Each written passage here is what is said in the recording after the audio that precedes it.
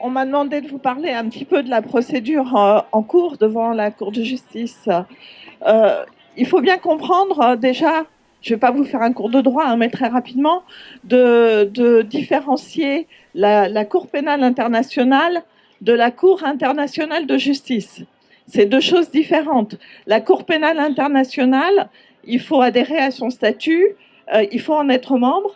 La Palestine a adhéré au statut, ça a été compliqué parce que ça a été contesté, mais la Palestine est membre de la Cour pénale internationale et une situation est ouverte, c'est-à-dire qu'il y a une enquête qui est ouverte depuis 2021 sur les faits qui se déroulent en Palestine, mais malheureusement avec beaucoup d'obstacles parce que vous vous doutez bien qu'Israël et ses alliés ne coopèrent pas.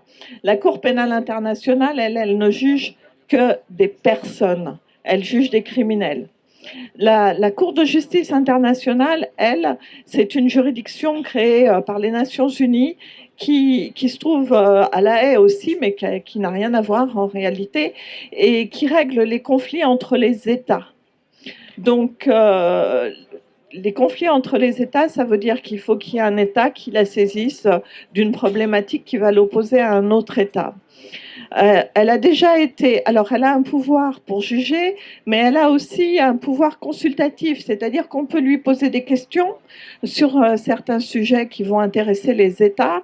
Et là, c'est un pouvoir consultatif qui n'emporte pas d'obligation d'être suivi. Je parle de ça parce qu'elle avait été saisie de la question du mur.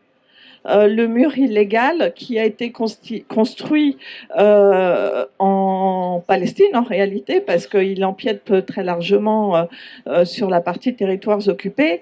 Et c'est une demande de consultation qui avait été faite par le Conseil de sécurité des Nations Unies. Et ce mur a été jugé illégal. La juridiction avait dit qu'il fallait qu'il soit démantelé, qu'il fallait que les victimes, les personnes dont des terres avaient été prises, des maisons détruites, etc., soient indemnisées. Cet avis consultatif, vous en êtes bien tous conscients, malheureusement, n'a été suivi de strictement aucun effet. Aujourd'hui, c'est différent. Aujourd'hui, c'est un État, l'Afrique du Sud, et qu'on va tous applaudir très fort. Cet État, l'Afrique du Sud, a saisi la juridiction d'un conflit qui l'oppose à Israël, d'un différend qui l'oppose à Israël. Alors pour qu'il y ait un différend, c'est peut-être beaucoup d'entre vous ont dû suivre en direct les plaidoiries des différents avocats. C'est pour ça qu'il y a une longue plaidoirie sur l'existence du différend, sur les 9 courriers envoyés, les 9 de questionnements, etc., envoyés à Israël qui les a rejetés d'un revers de main, parce que s'il n'y a pas de différend entre États, il n'y a pas de procédure. Et puis ensuite, il faut comprendre que c'est une juridiction qui met beaucoup, beaucoup de temps à statuer. Donc, la décision qu'on attend, ce n'est pas une décision sur le fond, ce n'est pas une décision pour nous dire y a-t-il ou n'y a-t-il pas un génocide qui se passe à Gaza. C'est une décision pour que soient prises des mesures d'urgence, des mesures immédiates, aussi rapidement que possible, pour protéger la population civile, pour arrêter ce qui se passe par rapport à un risque de génocide, par rapport à, en fait, plus à un risque qu'à une réalité de génocide potentiellement avérée. C'est pour ça que c'est d'autant plus choquant la position de la France, puisque la position de la France devrait être, en tout état de cause, de dire oui, il y a un risque, oui, ce qui se passe est grave, oui, ce qui se passe, il faut prendre immédiatement des mesures pour que ça s'arrête, et pas cette position consistant à dire non, non, mais c'est inadmissible d'accuser enfin, Israël de génocide. Sous-entendu, c'est Israël, donc on n'a pas le droit de l'accuser. Ben non, c'est les faits qui doivent nous convaincre et pas les liens d'amitié que l'on a avec tel ou tel gouvernement. Alors aujourd'hui, je ne vais pas vous parler malheureusement enfin, des faits que vous connaissez tous et c'est pour ça que vous êtes tous là présents aujourd'hui.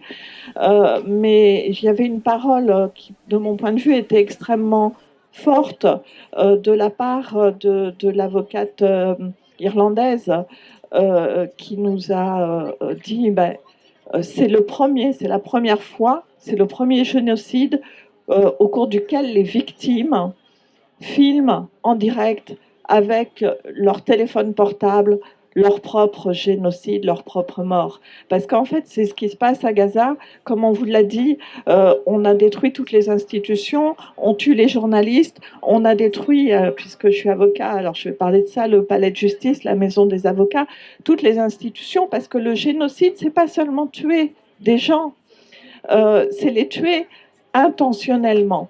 Et là aussi, vous avez dû voir que dans les plaidoiries, l'élément intentionnel a été très largement développé, et notamment les propos tenus par des officiels israéliens, par des députés, des ministres, etc., qui démontrent en tous les cas l'intention génocidaire. Alors, Israël, évidemment, a répondu en minimisant et en prétendant que ce n'était pas forcément des personnes ayant beaucoup d'autorité, mais c'est tout à fait faux. Quand on est ministre, on a une autorité. Quand on est député, on a un poids, on vote. Et donc, cette intention génocidaire a été très largement évoquée et développée, ce qui me permet de rebondir aussi sur ce que nous pouvons et nous souhaitons faire en France, à savoir, bien sûr, on est en défense, on assiste des militants qui sont poursuivis pour tout et n'importe quoi, mais surtout, on voudrait être en attaque, on voudrait poursuivre des personnes qui tiennent des propos qui tombent sous le coup de la loi, pouvoir... alors, on verra qui. Le problème des députés, c'est que c'est un peu plus compliqué parce que les propos qui sont tenus dans l'enceinte de l'Assemblée bénéficient d'une immunité, mais bon, on y reviendra.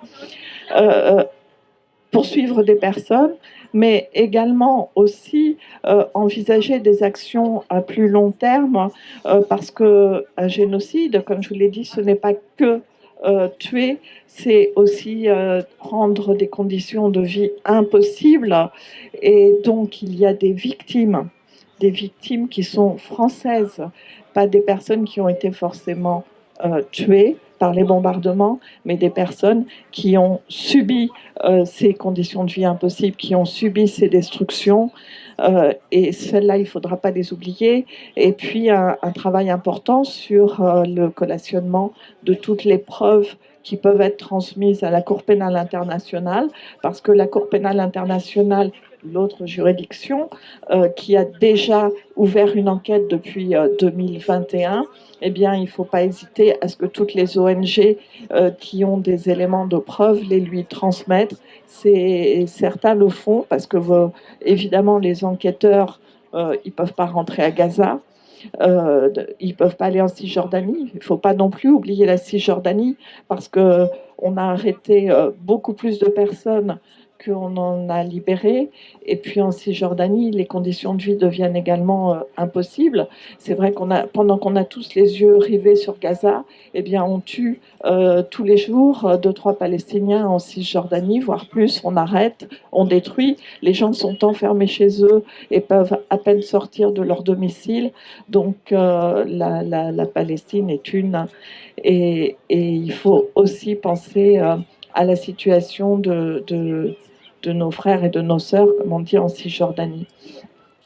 Donc voilà, on aura des fois besoin de vous tous, de vous tous pour réunir des informations, des vidéos, différentes choses qui peuvent se passer parce qu'on n'a pas forcément les yeux rivés sur les médias, et puis peut-être d'autres actions, mais on ne lâche rien.